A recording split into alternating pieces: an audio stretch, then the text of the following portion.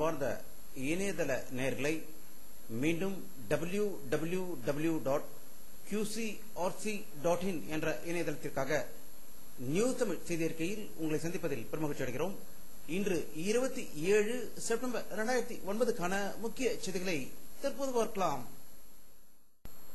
தமிழக முழுவதும் இன்று ஆயுத பூஜை மிக சிறப்பாக கொண்டாடப்பட்டதாகவும் மனிதனுக்காக பயன்படுத்தப்படும் பல உபகரணங்களை பூஜையில் வைத்து திராவிட தமிழர்கள் ஆயுத பூஜையை மிக சிறப்பாக கொண்டாடியதாக செய்திகள் வந்து கொண்டிருக்கிறது.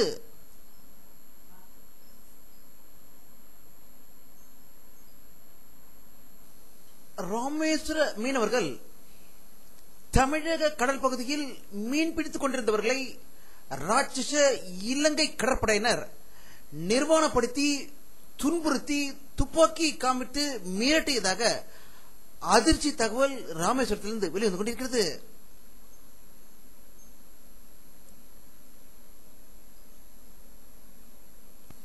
நேற்று சென்னை கலெக்டர் அலுவலகம் முன்பு அதிமுக அரசியல் ஆலோசகர் திரு பொன்னையன் அவர்கள் தலைமையில் ஈழ தமிழ்நாட்டில் அப்பாவி தமிழர்களை கொன்று குவிப்பதை தமிழக முதல்வர் கருணாநிதியும் மத்திய அரசும் பார்த்துக் கொண்டிருக்கிறது என்று ஒரு மாபெரும் கண்டன ஆர்ப்பாட்டத்தை அவர்கள் நடத்தியதாக சென்னையிலிருந்து தகவல்கள் வெளிவந்து கொண்டிருக்கிறது.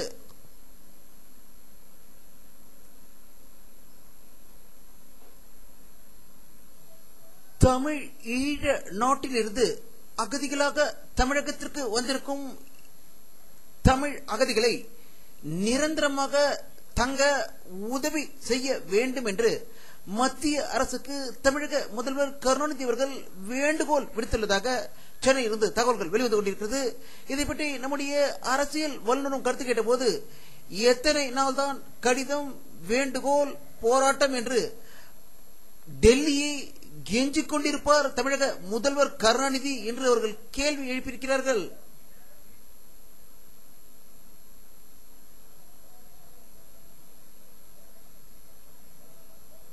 மத்திய அரசு நிறுவனமான ஏர் இந்தியாவின் விமானிகள் 2வது நாளாக வேலை நிறுத்தத்தில் ஈடுபட்டுள்ளதால் 26 விமானங்கள் பயணம் செய்ய முடியாமல் நிறுத்தி வைக்கப்பட்டுள்ளதாக சென்னை விமான நிலையத்திலிருந்து தகவல்கள் வெளிவந்து கொண்டிருக்கிறது.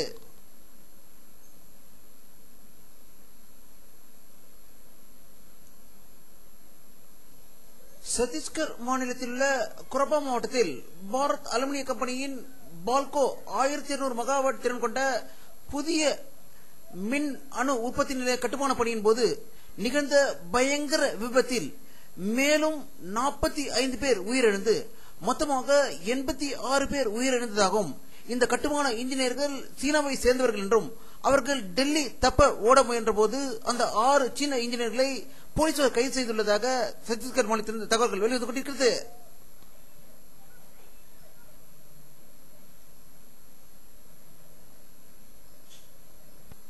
ஆப்கானிஸ்தானில் நோட்டோ படையினருக்கும் தாலிபான்களுக்கும் இடையில் நடந்த ஒரு பயங்கர சண்டையில் 6 வெளிநாட்டினர் உயிர் இழந்ததாகவும் அதில் பிரெஞ்சு வீரர்கள் 3 பேரும் அமெரிக்க வீரர்கள் 2 பேரும் உயிர் இழந்ததாக காபூலில் இருந்து தகவல்கள் வெளிவந்து கொண்டிருக்கிறது.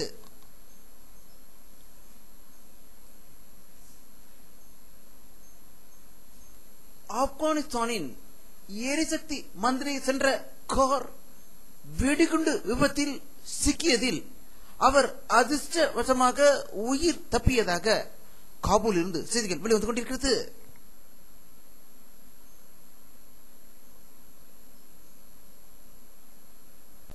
குறுகிய தூர ஏவுகணை ஒன்றை ஈரான் வெற்றிகரமாக பரிசோதனை செய்துள்ளதாக ஈரான் நாட்டிலிருந்து தகவல்கள் வெளிவந்து கொண்டிருக்கையில் அமெரிக்கா மற்றும் ஐரோப்பிய நாடுகள் இதனால் அதிர்ச்சி அடைந்திருப்பதாகவும் தகவல்கள் வெளிவந்து கொண்டிருக்கிறது.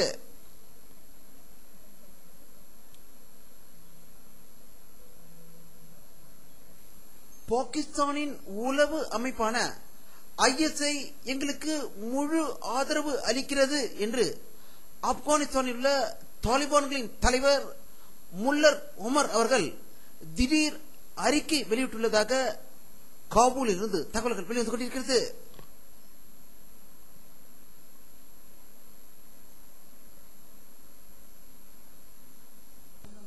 சைனாவில் எடுக்கப்பட்ட ஒரு புள்ளி விவரத்தில் சைனாவில் பாதிக்கும் மேற்பட்டோர் இந்தியாவை ஒரு எதிரி நாடாகவே பார்ப்பதாக அந்த புள்ளி விவர செய்திகள் வெளிவந்து கொண்டிருக்கிறது.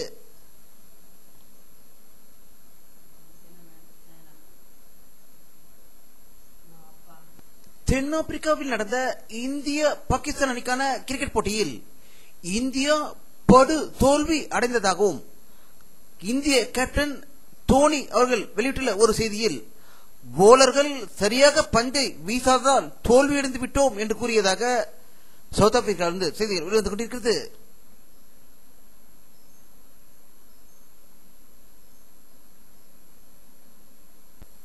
பிலிப்பைன்ஸ் நாட்டின் தலைநகரான மணிலாவில் பெய்த பயங்கர மழையில் 106 பேர் உயிர் இழந்ததாகவும் கடந்த 40 ஆண்டுகளில் இப்படிப்பட்ட ஒரு நிலையை அவர்கள் இதுதான் சந்திப்பது முதல் முறை என்று மணிலாவிலிருந்து செய்திகள் வெளிவந்து கொண்டிருக்கிறது.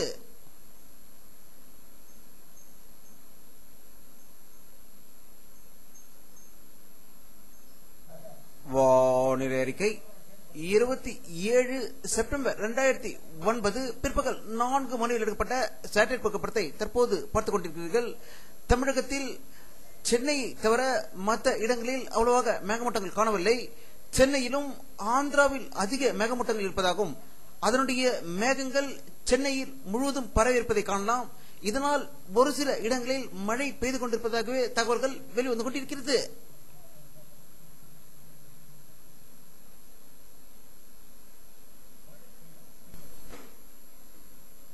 இத்துடன் இந்த செய்தி அறிக்கை நிறைவடைகிறது.